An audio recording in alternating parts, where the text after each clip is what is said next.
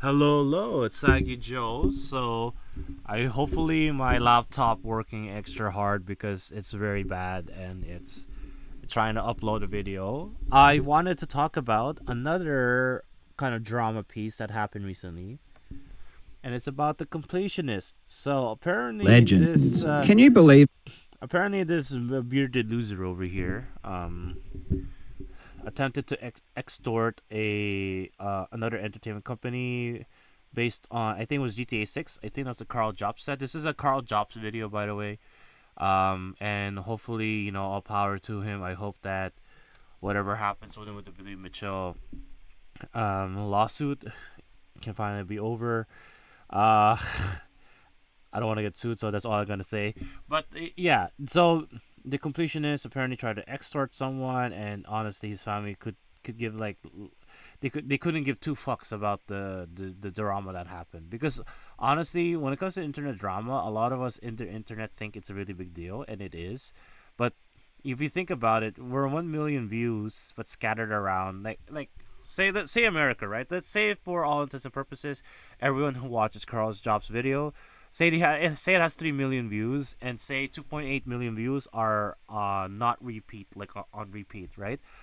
That's, and say, it's in America. Let's say only in America there's 2.8 million views. That's spread out toward to around 300 million people, like in the US. You know what I mean? Like, it's a very small percentage. It's very unlikely you're gonna meet someone else who actually is in the know with these kinds of things. Why do I bring this up? Because in the video, Carl Jobs is gonna talk about how the family doesn't care. But let's just get it started about, this little small intro. Let's see how the video goes.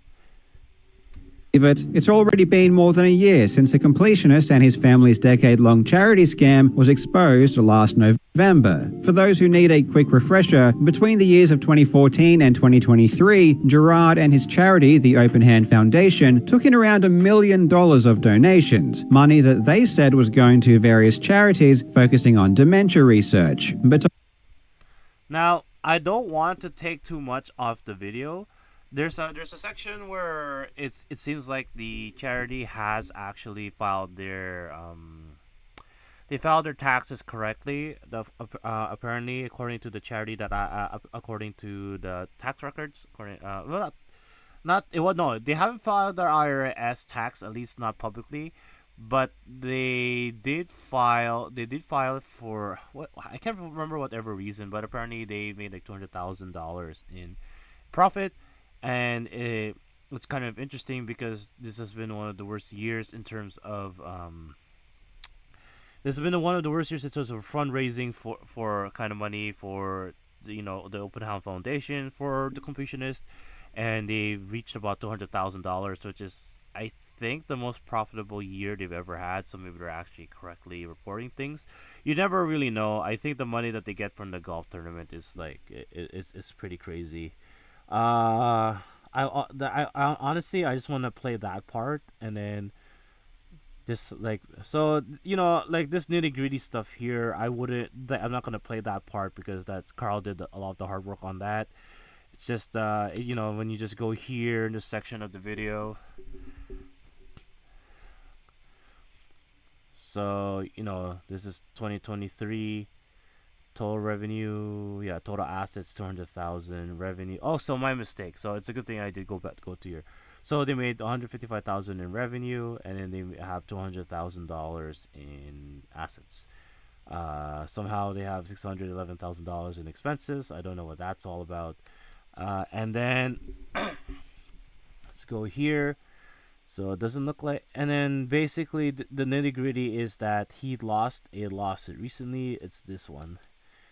So he filed a lawsuit. It's honestly just a frivolous one for whatever reason. It was an extortion attempt, and the judge dismissed it. And the YouTuber in question who was sued is based in Australia.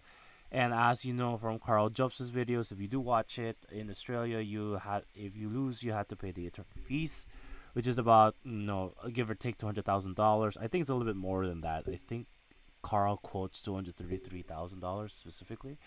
But yeah, what a day, man! What a day, yo! The completionist is trying. Yeah, this guy hit the trifecta. No, it's he hit a fucking dodecahedron or something of scammers of like scum YouTubers. He gets caught. Then instead of a proper apology where he is sincerely apologizing to you, he apologizes that he got caught.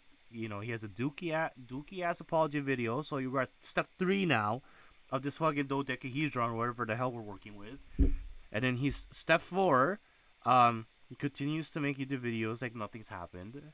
Step 5, he disappears for a while because that's the best thing you can do when you're like this. Step 5 is like the best thing. You know how many times Onision comes back to YouTube and no one just gives a shit. Like that's all. And Onision is like it's pretty proven that this guy's a pedo. And honestly, this guy's probably been to jail and gone out, and he just goes back to his YouTube channel. Like I think it's pretty amazing how this kinds of things happen. That's all you had to do, Gerard. But no, you had to file a frivolous lawsuit for no reason. And not only do you like file it, you lose it. You lose it. Like that's step 7. Where what was this? A septagon? Where the septagon of like of loser behavior? What is this? Oh, how did you accomplish this? How did this happen? I think Carl's gonna probably make another video going detailing over everything. But tomorrow is the day. It's Christmas Eve's Eve. Is that what you call it? Yeah. Anyways, yeah. So, um, when you go quiet, you try to think of ways to rebrand. You know what I mean? You don't think of ways to extort people, man. And it's just like you're just an awful person. And I'd never heard of the completionist prior to the whole drama with Rudahar and Carl Jobst. So I will admit that I do have a biased view of the guy, but just based on his actions, I just feel like this guy's a scumbag. And he comes from a wealthy family, and the fact that his family just does not give two fucks about what happened, and just keeps on trucking on with their golf tournament fundraising event, apparently fundraising their pockets. Apparently, that seems closer to what's actually happening. I'm just like, yo, it makes me so hesitant to even support anything that YouTubers do, man. This is why I haven't. I think I bought merch from Two Set Violin, and they did their whole disappearing thing and whatever. And I'm kind of like over it now. But yeah, this is gross. How did you even get to step 7? No, most people skip. No, most people don't even get to step 7. This is like stages of grief. How did you apply 2 more stages? What is this? How did you it's dabda, it's denial, anger, bargaining, um bargaining, dabda. What the hell is the other D? Denial, anger, bargaining, despair, and then acceptance. How the hell did you apply 2 stages of grief? What is this? Where did this come from?